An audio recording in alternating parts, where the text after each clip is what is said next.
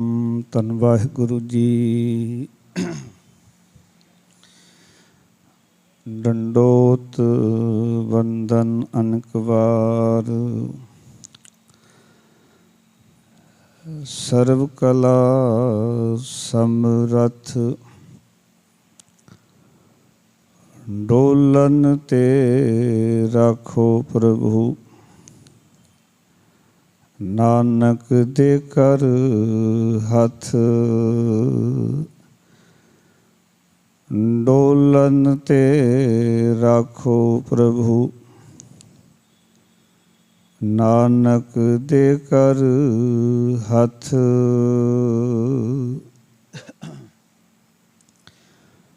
ਪਰਮ ਸਨਮਾਨਯੋਗ, ਜੁਗੋਂ ਜੁਗ ਅਟਲ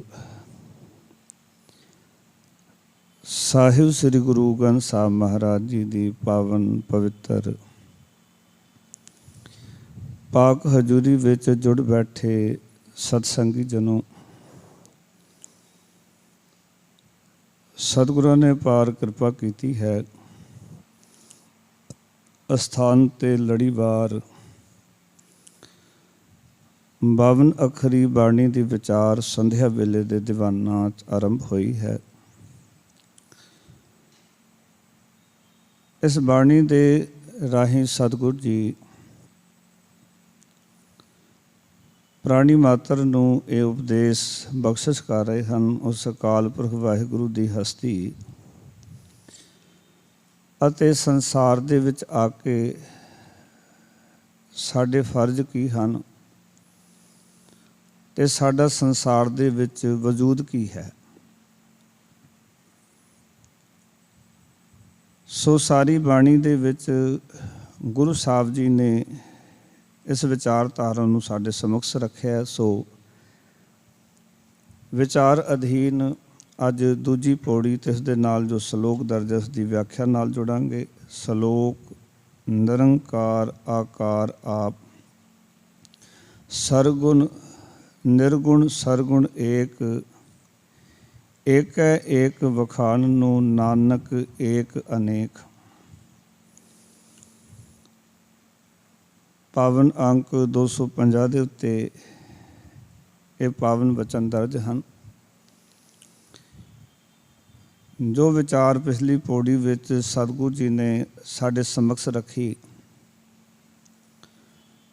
ਉਸ ਵਿਚਾਰ ਨੂੰ ਹੀ ਸਤਿਗੁਰੂ ਜੀ ਨੇ ਅਤੇ ਹੋਰ ਜ਼ੋਰ ਪਾ ਕੇ ਸਾਨੂੰ ਸਮਝਾਇਆ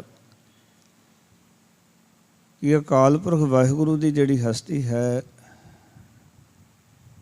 ਉਹ ਆਪ ਨਿਰੰਕਾਰ ਹੈ, ਨਿਰਆਕਾਰ ਹੈ, ਭਾਵ ਕਿ ਆਕਾਰ ਤੋਂ ਰਹਿਤ ਹੈ। ਪਰ ਜਿਤਨੇ ਵੀ ਇਹ ਆਕਾਰ ਹਨ ਉਸ ਅਕਾਲ ਪੁਰਖ ਵਾਹਿਗੁਰੂ ਦੇ ਬਣਾਏ ਹੋਏ ਹਨ। ਜੋ ਵੀ ਅਸੀਂ ਰੂਪ ਰੰਗ ਬਨਾਵਟ ਦੇਖਦੇ ਹਾਂ, ਇਹ ਸਭ ਉਸ ਅਕਾਲ ਪੁਰਖ ਵਾਹਿਗੁਰੂ ਦੀ ਬਣਾਈ ਹੋਈ ਹੈ। ਪਰ ਉਹ ਰੂਪ ਰੰਗ ਬਨਾਵਟ ਤੋਂ ਰਹਿਤ ਹੈ। ਇਹ ਸਭ ਕੁਝ ਸਾਜਣ ਵਾਲਾ ਅਕਾਲ ਪੁਰਖ ਵਾਹਿਗੁਰੂ। ਆਓ ਪਿਆਰ ਨਾਲ ਪਹਿਲਾਂ ਮੂਲ ਪਾਠ ਕਰਦੇ ਹਾਂ, ਫਿਰ ਵਿਚਾਰ ਨਾਲ ਜੁੜਾਂਗੇ। ਮਨੋਬਿਰਤੀਆਂ ਇਕਾਗਰ ਕਰੋ, ਫਤਿਹ ਦੀ ਸਾਂਝ ਕਰੋ। ਆਖੋ ਜੀ ਵਾਹਿਗੁਰੂ ਜੀ ਕਾ ਖਾਲਸਾ, ਵਾਹਿਗੁਰੂ ਜੀ ਕੀ ਫਤਿਹ। ਸਲੋਕ ਨਿਰੰਕਾਰ ਆਕਾਰ ਆਪ, ਨਿਰਗੁਣ ਸਰਗੁਣ ਏਕ, ਏਕੈ ਏਕ ਵਖਾਨਨੋ ਨਾਨਕ ਏਕ ਅਨੇਕ। ਪੌੜੀ ਓੰ ਗੁਰਮੁਖ ਕੀਓ ਅਕਾਰਾ, ਏਕੈ ਸੂਤ ਪਰੋਬਨਹਾਰਾ। ਭਿੰਨ ਭਿੰਨ ਤ੍ਰੈਗੁਣ ਵਿਸਥਾਰੰ, ਨਿਰਗੁਣ ਤੇ ਸਰਗੁਣ ਦ੍ਰਿਸ਼ਟਾਰੰ। ਸਗਲ ਭਾਂਤ ਕਰ ਕਰੈ ਉਪਾਇਓ, ਜਨਮ ਮਰਨ ਮਨ ਮੋਹ ਵਡਾਇਓ। ਦੁਹੂੰ ਪਾਤ ਤੇ ਆਪ ਨਿਰਾਰਾ। ਨਾਨਕ ਅੰਤ ਨਾ ਪਾਰਾਵਾਰਾ। ਦੁਹੂੰ ਪਾਤ ਤੇ ਆਪ ਨਿਰਾਰਾ। ਨਾਨਕ ਅੰਤ ਨਾ ਪਾਰਾਵਾਰਾ। ਵਾਹਿਗੁਰੂ ਜੀ ਕਾ ਖਾਲਸਾ ਵਾਹਿਗੁਰੂ ਜੀ ਕੀ ਫਤਿਹ। ਸਤਿਗੁਰੂ ਨੇ ਜੋ ਸਾਡੇ ਉੱਤੇ ਕਿਰਪਾ ਕੀਤੀ, ਉਸ ਅਕਾਲ ਪੁਰਖ ਵਾਹਿਗੁਰੂ ਦੀ ਵਿਆਖਿਆ ਜੋ ਗੁਰਮਤਿ ਨੇ ਕੀਤੀ ਹੈ, ਰੂਪ ਨਾ ਰੰਗ ਨਾ ਰੇਖ ਕਛ ਤ੍ਰੈ ਗੁਣ ਤੇ ਪ੍ਰਭ ਭਿੰਨ। ਰੂਪ ਰੰਗ ਰੇਖ ਦਾ ਅਰਥ ਹੁੰਦਾ ਬਨਾਵਟ। ਇੱਕ ਅਕਾਲ ਪੁਰਖ ਵਾਹਿਗੁਰੂ ਐਸੀ ਹਸਤੀ ਹੈ ਜਿਸ ਹਸਤੀ ਦਾ ਜਿਹੜਾ ਸਰੂਪ ਹੈ ਉਹ ਆਕਾਰ ਤੋਂ ਰਹਿਤ ਹੈ, ਕਿਸੇ ਬਨਾਵਟ ਵਿੱਚ ਨਹੀਂ ਆਉਂਦਾ। ਉਸਦਾ ਕੋਈ ਰੂਪ ਨਹੀਂ, ਉਸਦਾ ਕੋਈ ਰੰਗ ਨਹੀਂ। ਨਿਰਗੁਣ ਤੇ ਸਰਗੁਣ ਪਰਮੇਸ਼ਰ ਦੇ ਦੋ ਸਰੂਪ ਹਨ। ਕਿਉਂਕਿ ਮਹਾਰਾਜ ਨੇ ਬਾਰ-ਬਾਰ ਇੱਕ ਗੱਲ ਆਖੀ ਕਿ ਤੂੰ ਸਦਾ ਸਲਾਮਤ ਨਿਰੰਕਾਰ। ਨਿਰੰਕਾਰ ਦਾ ਅਰਥ ਹੈ ਆਕਾਰ ਤੋਂ ਰਹਿਤ। ਉਹ ਅਕਾਲ ਪੁਰਖ ਵਾਹਿਗੁਰੂ ਜਿਹੜਾ ਹੈ ਉਹ ਆਕਾਰ ਤੋਂ ਰਹਿਤ ਹੈ, ਬਨਾਵਟ ਤੋਂ ਰਹਿਤ ਹੈ। ਉਹਦਾ ਕੋਈ ਰੂਪ ਰੰਗ ਨਹੀਂ। ਪਰ ਇਹ ਜਿਹੜਾ ਜਗਤ ਦਾ ਆਕਾਰ ਹੈ ਉਸਨੇ ਆਪ ਬਣਾਇਆ ਹੈ। ਇਸ ਕਰਕੇ ਅਸੀਂ ਉਸ ਪਰਮਾਤਮਾ ਦਾ ਹੀ ਰੂਪ ਕਰਕੇ ਇਸ ਨੂੰ ਜਾਣਦੇ ਹਾਂ, ਕਿਉਂਕਿ ਵਾਹਿਗੁਰੂ ਜੀ ਨੇ ਬਣਾਇਆ। ਦੋ ਚੀਜ਼ਾਂ ਵੱਖੋ ਵੱਖਰੀਆਂ ਨੇ। ਇੱਕ ਤਾਂ ਅਕਾਲ ਪੁਰਖ ਵਾਹਿਗੁਰੂ ਦਾ ਕੋਈ ਰੂਪ ਨਹੀਂ, ਰੰਗ ਨਹੀਂ ਤੇ ਕੋਈ ਆਕ੍ਰਿਤੀ ਨਹੀਂ ਹੈ, ਭਾਵ ਕੋਈ ਬਨਾਵਟ ਨਹੀਂ ਹੈ। ਪਰ ਜਿਤਨੀ ਵੀ ਇਹ ਬਨਾਵਟ ਦਿਸਦੀ ਹੈ ਸੰਸਾਰ ਦੀ, ਆਕਾਰ ਦਿਸਦੇ ਨੇ, ਇਹ ਉਸ ਅਕਾਲ ਪੁਰਖ ਵਾਹਿਗੁਰੂ ਜੀ ਦੇ ਬਣਾਏ ਹੋਏ ਹਨ, ਜੋ ਵੀ ਸਾਨੂੰ ਇਹ ਸਾਰਾ ਪਸਾਰਾ ਨਜ਼ਰ ਆ ਰਿਹਾ ਹੈ, ਦਿਖਾਈ ਦੇ ਰਿਹਾ ਹੈ। ਗੁਰਬਾਣੀ ਵਿੱਚ ਇਸ ਕਰਕੇ ਸਾਨੂੰ ਸਮਝਾਇਆ ਗਿਆ ਕਿਉਂਕਿ ਉਹ ਅਕਾਲ ਪੁਰਖ ਹੀ ਹੈ ਜਿਹੜਾ ਕਿ ਸਦੀਵ ਕਾਲੀ ਹੈ, ਜਿਸ ਦੇ ਉੱਤੇ ਸਮੇਂ ਦਾ ਕੋਈ ਪ੍ਰਭਾਵ ਨਹੀਂ ਹੈ ਤੇ ਉਹ ਸਭ ਕੁਝ ਬਣਾ ਕੇ ਸਾਰਿਆਂ ਤੋਂ ਨਿਰਲੇਪ ਹੈ। ਇਹਨੂੰ ਮਹਾਰਾਜ ਕਹਿੰਦੇ ਸੋ ਪੁਰਖ ਨਿਰੰਜਨ, ਹਰ ਪੁਰਖ ਨਿਰੰਜਨ, ਹਰ ਅਗੰਮਾ ਅਗੰਮ ਅਪਾਰਾ। ਉਹ ਅਪਾਰ ਹੈ।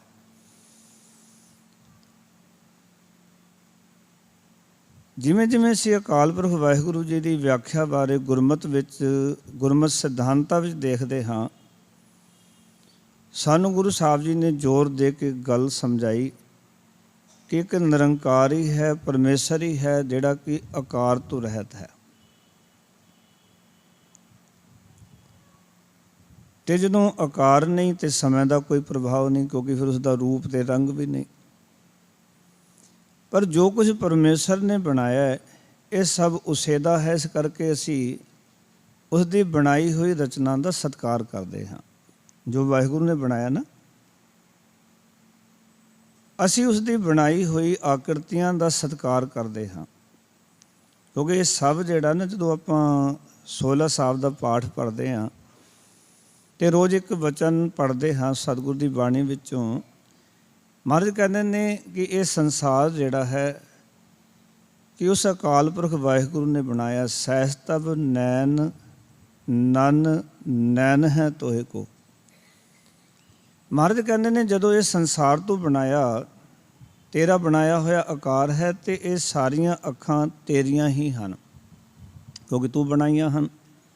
ਇਹਨਾਂ ਦੀ ਬਾਗਡੋਰ ਤੇਰੇ ਹੱਥ ਵਿੱਚ ਹੈ, ਕਿਉਂਕਿ ਜੇ ਉਹ ਜੋਤ ਖਿੱਚਣਾ ਚਾਹੇ ਤੇ ਖਿੱਚ ਸਕਦਾ ਹੈ, ਮਾਲਕ ਹੈ ਉਹ।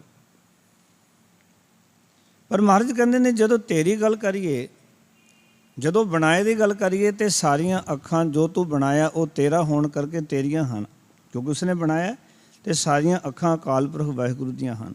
ਸਹਿਜ ਤਬ ਨੈਣ ਨਨ ਨੈਣ ਹੈ ਤੋਏ ਕੇ। ਮਹਾਰਾਜ ਕਹਿੰਦੇ ਤੇਰੀ ਇੱਕ ਵੀ ਅੱਖ ਨਹੀਂ, ਕਿਉਂਕਿ ਤੇਰਾ ਸਰੂਪ ਨਹੀਂ ਹੈ, ਸ਼ਕਲ ਨਹੀਂ ਹੈ, ਆਕਾਰ ਨਹੀਂ ਹੈ, ਕੋਈ ਬਨਾਵਟ ਨਹੀਂ, ਇਸ ਕਰਕੇ ਤੇਰੀ ਇੱਕ ਵੀ ਅੱਖ ਨਹੀਂ ਹੈ। ਕਿਉਂਕਿ ਉਹ ਤਾਂ ਬਨਾਵਟ ਤੋਂ ਰਹਿਤ ਹੈ। ਬਨਾਵਟ ਨੂੰ ਕੋਈ ਵੀ ਚੀਜ਼ ਬਣੇਗੀ ਤੇ ਉਸਦਾ ਰੂਪ ਵੀ ਹੋਏਗਾ, ਉਸਦਾ ਰੰਗ ਵੀ ਹੋਏਗਾ, ਉਹਦੀ ਬਨਾਵਟ ਵੀ ਹੋਏਗੀ। ਪਰ ਮਹਾਰਾਜ ਕਹਿੰਦੇ ਅਕਾਲ ਪੁਰਖ ਵਾਹਿਗੁਰੂ ਕਿਉਂਕਿ ਉਹ ਜਨਮਿਆ ਨਹੀਂ ਹੈ, ਇਸ ਕਰਕੇ ਉਹ ਇਸ ਚੀਜ਼ ਤੋਂ ਪਰੇ ਹੈ।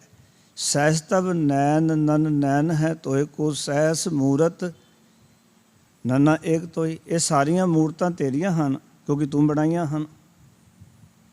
ਇਹ ਗੁਰੂ ਸਾਹਿਬ ਨੇ ਸਾਨੂੰ ਕਿਉਂ ਸਮਝਾਇਆ? ਤਾਂ ਕਿ ਅਸੀਂ ਪਰਮਾਤਮਾ ਦੀ ਬਣਾਈ ਹੋਈ ਕੁਦਰਤ ਨਾਲ ਨਫ਼ਰਤ ਨਾ ਕਰਕੇ ਉਹਨੂੰ ਪਿਆਰ ਕਰੀਏ, ਉਹਦੇ ਨਾਲ ਸਾਡੀ ਨਫ਼ਰਤ ਨਾ ਹੋਵੇ। ਜੇ ਕਿਤੇ ਸਾਡੇ ਮਨ ਵਿੱਚ ਇਹ ਗੱਲ ਆ ਜਾਏ ਕਿ ਇਹ ਸਭ ਕੁਛ ਜਿਹੜਾ ਹੈ ਇਹ ਪਰਮਾਤਮਾ ਤੋਂ ਵੱਖਰਾ ਹੈ, ਤੇ ਸਾਡੇ ਮਨ ਵਿੱਚ ਇਹ ਆਏਗਾ ਜਦ ਹੈ ਹੀ ਪਰਮਾਤਮਾ ਤੋਂ ਵੱਖਰਾ ਤੇ ਮੈਂ ਰੱਬ ਨੂੰ ਪਿਆਰ ਕਰਨਾ, ਰੱਬ ਦੀ ਬਣਾਈ ਹੋਈ ਚੀਜ਼ ਨੂੰ ਕਿਉਂ ਪਿਆਰ ਕਰਾਂ? ਇਸ ਕਰਕੇ ਗੁਰਬਾਣੀ ਕਹਿੰਦੀ ਹੈ ਕਿ ਇਹ ਸਭ ਪਰਮਾਤਮਾ ਦੇ ਬਣਾਏ ਹੋਏ ਮੂਰਤਾਂ ਹਨ। ਪਰ ਮਹਾਰਾਜ ਕਹਿੰਦੇ ਤੇਰੀ ਇੱਕ ਵੀ ਮੂਰਤ ਨਹੀਂ। ਜਦੋਂ ਤੂੰ ਆਕਰਤੀ ਤੋਂ ਰਹਿਤ ਹੈ, ਬਨਾਵਟ ਤੋਂ ਰਹਿਤ ਹੈ, ਇਸ ਕਰਕੇ ਤੇਰੀ ਇੱਕ ਵੀ ਮੂਰਤ ਨਹੀਂ। ਸਹਿਸ ਤਬ ਨੈਣ ਨਨ ਨੈਣ ਹੈ ਤੋਹੇ ਕੋ ਸਹਿਸ ਮੂਰਤ ਨੰਨਾ ਏਕ ਤੋਹੀ। ਸਹਿਸ ਪਦ ਵਿਮਲ ਨਨ ਏਕ ਪਦ। ਮਹਾਰਾਜ ਕਹਿੰਦੇ ਨੇ ਸਾਰੇ ਪੈਰ ਤੇਰੇ ਨੇ ਪਰ ਤੇਰਾ ਇੱਕ ਵੀ ਪੈਰ ਨਹੀਂ, ਕਿਉਂਕਿ ਤੇਰਾ ਕੋਈ ਆਕਾਰ ਨਹੀਂ ਹੈ। ਪਰ ਜਦੋਂ ਤੂੰ ਸਾਰਾ ਕੁਝ ਬਣਾਇਆ, ਇਸ ਕਰਕੇ ਸਾਰੇ ਆਕਾਰ ਤੇਰੇ ਨੇ, ਕਿਉਂਕਿ ਤੂੰ ਬਣਾਏ ਨੇ। ਇਸ ਨੂੰ ਗੁਰੂ ਅਮਰਦਾਸ ਜੀ ਨੇ ਬੜੇ ਸੌਖੇ ਢੰਗ ਨਾਲ ਸਾਨੂੰ ਸਮਝਾਇਆ ਕਿ ਇਹ ਵਿਸ ਸੰਸਾਰ ਤੁਮ ਦੇਖਦੇ, ਇਹ ਹਰ ਕਾ ਰੂਪ ਹੈ, ਹਰ ਰੂਪ ਨਦਰੀ ਆਇਆ। ਇਹ ਹਰੀ ਪਰਮਾਤਮਾ ਦਾ ਰੂਪ ਹੈ ਸੰਸਾਰ ਜਿਹੜਾ। ਮੰਨ ਲਓ ਕਿ ਰੱਬ ਨੂੰ ਸਮਝਣਾ ਹੋਵੇ ਤੇ ਹੋਰ ਕਿਹੜਾ ਢੰਗ ਹੈ ਵੀ ਰੱਬ ਨੂੰ ਸਮਝਿਆ ਜਾ ਸਕਦਾ ਹੈ, ਰੱਬ ਨੂੰ ਜਾਣਿਆ ਜਾ ਸਕਦਾ ਹੈ? ਮੰਨ ਲਓ ਕੋਈ ਪੇਂਟਿੰਗ ਬਣਾਉਂਦਾ ਹੈ ਤੇ ਉਸ ਪੇਂਟਿੰਗ ਤੋਂ ਪੇਂਟਿੰਗ ਬਣਾਉਣ ਵਾਲੇ 'ਚ ਸਮਝ ਪੈਂਦੀ ਵੀ ਉਹ ਕਿੰਨਾ ਕਲਾਕਾਰ ਹੋਏਗਾ। ਜਦੋਂ ਕੋਈ ਆਕਰਤੀ ਬਣਾਉਂਦਾ ਹੈ, ਕੋਈ ਚੀਜ਼ ਬਣਾਉਂਦਾ ਹੈ, ਕੋਈ ਮੂਰਤੀਕਾਰ ਮੂਰਤੀ ਬਣਾਉਂਦਾ ਹੈ ਤੇ ਉਸ ਮੂਰਤੀ ਤੋਂ ਪਤਾ ਲੱਗਦਾ ਉਸਦੇ ਕੋਲ ਕਿਤਨੀ ਕਲਾ ਹੈ।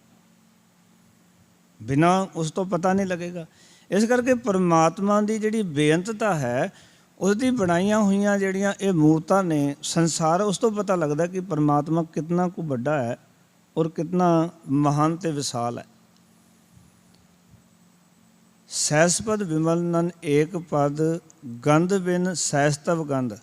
ਗੰਧ ਬਿਨ ਦਾ ਅਰਥ ਹੈ ਤੇਰੇ ਕੋਈ ਨੱਕ ਨਹੀਂ ਹੈ ਪਰ ਸਾਰੀਆਂ ਨੱਕਾਂ ਤੇਰੀਆਂ ਹਨ। ਗੰਧ ਬਿਨ ਇਵ ਚਲਤ ਮੋਹੀ। ਮਹਾਰਾਜ ਕਹਿੰਦੇ ਇਸ ਤਰ੍ਹਾਂ ਇਹ ਤੂੰ ਸੰਸਾਰ ਦੇ ਵਿੱਚ ਆਪਣਾ ਚਲਤ ਰਚ ਕੇ ਸੰਸਾਰ ਨੂੰ ਮੋਹਿਆ ਹੋਇਆ ਹੈ। ਇਹ ਗੱਲ ਵਿਚਾਰ ਕਰਨਾ, ਕਦੀ ਪਰਮਾਤਮਾ ਨੇ ਕਿਤੇ ਮੂਰਤਾਂ ਬਣਾ ਦਿੱਤੀਆਂ ਤੇ ਇਹਨਾਂ ਵਿੱਚ ਮੋਹ ਹੀ ਨਾ ਪਾਉਂਦਾ, ਪਿਆਰ ਹੀ ਨਾ ਪਾਉਂਦਾ। ਇਹ ਤਾਂ ਮੋਹ ਹੀ ਹੈ ਨਾ। ਜਦੋਂ ਆਪਾਂ ਪਰਿਵਾਰ ਨੂੰ ਲੈ ਕੇ ਚੱਲ ਰਹੇ ਹਾਂ, ਸਮਾਜ ਨੂੰ ਲੈ ਕੇ ਚੱਲ ਰਹੇ ਹਾਂ, ਇੱਕ ਦੂਜੇ ਦੇ ਪ੍ਰਤੀ ਨਾਲ ਖੜੇ ਹੋ ਜਾਂਦੇ ਹਾਂ, ਇਹ ਸਾਡਾ ਮੋਹ ਹੀ ਹੈ ਨਾ। ਇਸ ਕਰਕੇ ਪਿਆਰ ਵਾਲਿਓ, ਜੀਵਨ 'ਚ ਇਹ ਗੱਲ ਹਮੇਸ਼ਾ ਯਾਦ ਰੱਖਣਾ ਕਿ ਉਹ ਅਕਾਲ ਪੁਰਖ ਵਾਹਿਗੁਰੂ ਜਿਹੜਾ ਹੈ ਉਸਨੇ ਸਭ ਕੁਝ ਬਣਾਇਆ ਹੈ। ਇਸ ਕਰਕੇ ਅਸੀਂ ਕਹਿੰਦੇ ਤੇਰਾ ਬਣਾਇਆ, ਇਸ ਕਰਕੇ ਤੇਰਾ ਹੀ ਰੂਪ ਅਸੀਂ ਜਾਣਦੇ ਹਾਂ। ਪਰ ਇਹ ਨਹੀਂ ਕਿ ਪਰਮਾਤਮਾ, ਕਿਉਂਕਿ ਉਹ ਕੋਈ ਆਕਾਰ ਤੋਂ ਰਹਿਤ, ਇਸ ਕਰਕੇ ਵਾਹਿਗੁਰੂ ਜੀ ਆਕਾਰ ਤੋਂ ਰਹਿਤ ਹੋਣ ਕਰਕੇ ਵਾਹਿਗੁਰੂ ਜੀ ਵੱਖਰੇ ਹਨ ਤੇ ਵਾਹਿਗੁਰੂ ਨੇ ਜੋ ਬਣਾਇਆ ਵਸਾਰਾ ਉਹ ਵੱਖਰਾ ਹੈ।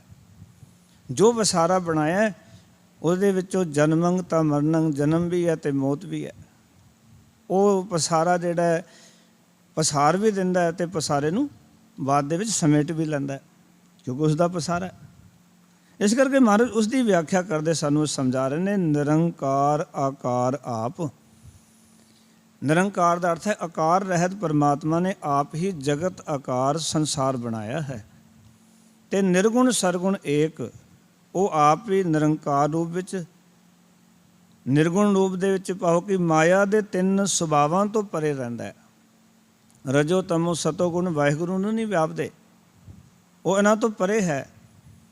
ਪਰ ਮਹਾਰਾਜ ਕਹਿੰਦੇ ਜਗਤ ਰਚਨਾ ਰਚ ਕੇ ਮਾਇਆ ਦੇ ਤਿੰਨ ਗੁਣਾਂ ਵਾਲਾ ਵੀ ਆਪ ਹੈ, ਕਿਉਂਕਿ ਤਿੰਨ ਗੁਣ ਆਪ ਹੀ ਪੈਦਾ ਕੀਤੇ ਨੇ। ਉਸਨੇ ਬਣਾਏ ਤਾਂ ਵਾਹਿਗੁਰੂ ਜੀ ਨੇ ਆਪ ਹੀ ਨੇ ਨਾ ਤਿੰਨੋਂ ਗੁਣ। ਜੇ ਮਾਇਆ ਬਣਾਈ ਹੈ, ਮਾਇਆ ਦੇ 3 ਗੁਣ ਬਣਾਏ ਨੇ, ਰਜੋ ਤਮੋ ਸਤੋ, ਤੇ ਇਹ ਉਸਨੇ ਬਣਾਏ ਨੇ, ਕਿਉਂਕਿ ਰਜ ਤਮ ਸਤ ਇਹ ਤੇਰੀ ਸਭ ਮਾਇਆ। ਸਤਿਗੁਰੂ ਗੁਰਬਾਣੀ ਵਿੱਚ ਕਹਿੰਦੇ ਨੇ ਇਹ ਸਭ ਤੇਰੀ ਮਾਇਆ ਹੈ, ਇਹ ਪ੍ਰਮਾਤਮਾ।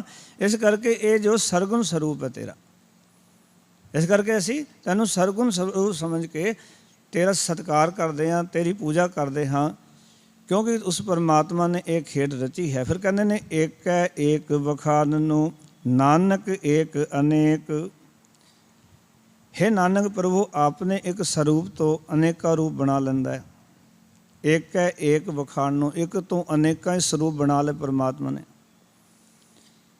ਪਰ ਇਹ ਨਹੀਂ ਕਿ ਉਹ ਜਿਹੜੇ ਅਨੇਕਾਂ ਸਰੂਪ ਨੇ, ਜਿਹੜੇ ਸਰੀਰ ਬਣੇ ਨੇ, ਉਸ ਪਰਮਾਤਮਾ ਇੱਕ ਤੋਂ ਵੱਖਰੇ ਨਹੀਂ ਹਨ, ਉਸ ਤੋਂ ਇੱਕ ਤੋਂ ਬਿਨਾਂ ਨਹੀਂ ਬਣੇ। ਅਸੀਂ ਬਣੇ ਹਾਂ ਤਾਂ ਇੱਕ ਕਰਕੇ ਬਣੇ ਹਾਂ, ਇੱਕ ਦੀ ਹੋਂਦ ਹੈ ਤਾਂ ਸਾਡੀ ਹੋਂਦ ਹੈ, ਇੱਕ ਨਹੀਂ ਬਣਾਇਆ ਨਾ ਸਾਨੂੰ। ਇਸ ਕਰਕੇ ਅਸੀਂ ਉਸ ਪਰਮਾਤਮਾ ਤੋਂ ਵੱਖਰੇ ਨਹੀਂ ਹਾਂ, ਕਿਉਂਕਿ ਪਰਮਾਤਮਾ ਦੀ ਜੋਤ ਹੈ, ਪਰਮਾਤਮਾ ਦੀ ਸੱਤਾ ਹੈ। ਸਾਇੰਸ ਨੂੰ ਐਨਰਜੀ ਕਹਿ ਦਿੰਦੀ ਹੈ ਅਤੇ ਧਰਮ ਉਸ ਨੂੰ ਆਤਮਾ ਕਹਿ ਦਿੰਦਾ, ਜੀਵ ਆਤਮਾ ਕਹਿ ਦਿੰਦਾ। ਪਰ ਕਿ ਉਹ ਐਨਰਜੀ, ਉਹ ਆਤਮਾ, ਉਹ ਜੀਵ ਆਤਮਾ ਰੱਬ ਤੋਂ ਵੱਖਰੀ ਨਹੀਂ, ਕਿਉਂਕਿ ਰੱਬ ਜੀ ਦੀ ਹੈ। ਇਸ ਕਰਕੇ ਮਨ ਕਹਿੰਦੇ ਏਕ ਹੈ ਏਕ ਵਖਾਨਨੁ ਨਾਨਕ ਏਕ ਅਨੇਕ।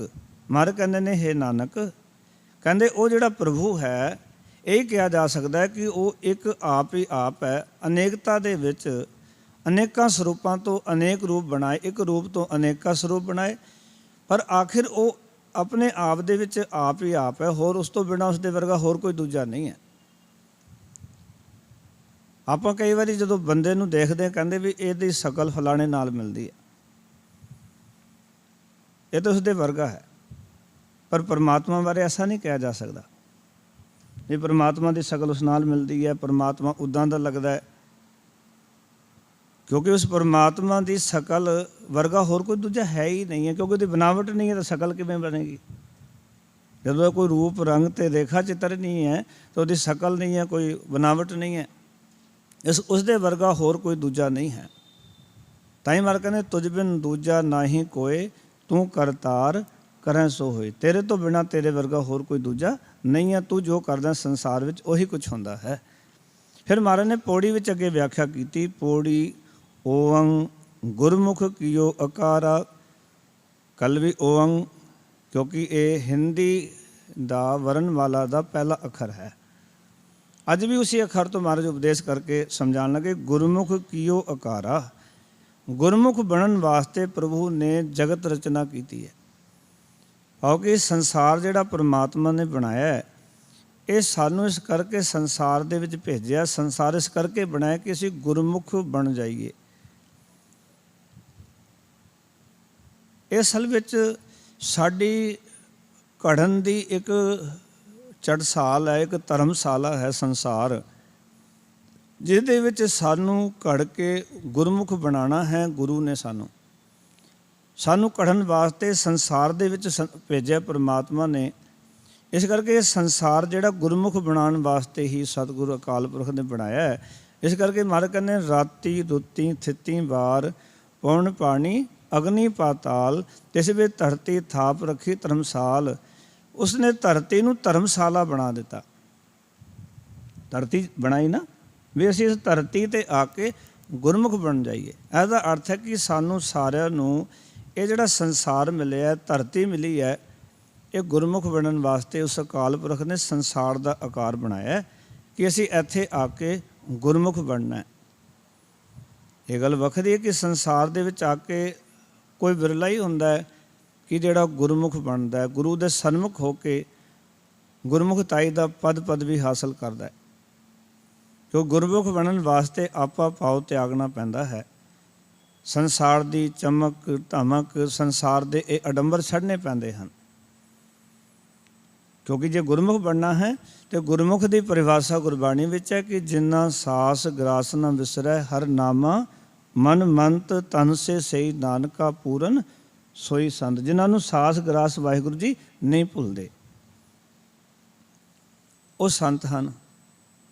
ਹਰੀ ਪਰਮਾਤਮਾ ਦਾ ਮੰਤਰ ਪਾਉ ਉਪਦੇਸ਼ ਜਿਨ੍ਹਾਂ ਨੂੰ ਚੇਤੇ ਹੈ, ਜਿਹੜੇ ਕਿ ਗੁਰੂ ਕੇ ਉਪਦੇਸ਼, ਗੁਰੂ ਸਾਹਿਬ ਦੇ ਹੁਕਮ ਵਿੱਚ ਆਪਣੇ ਜੀਵਨ ਨੂੰ ਢਾਲਦੇ ਹਨ।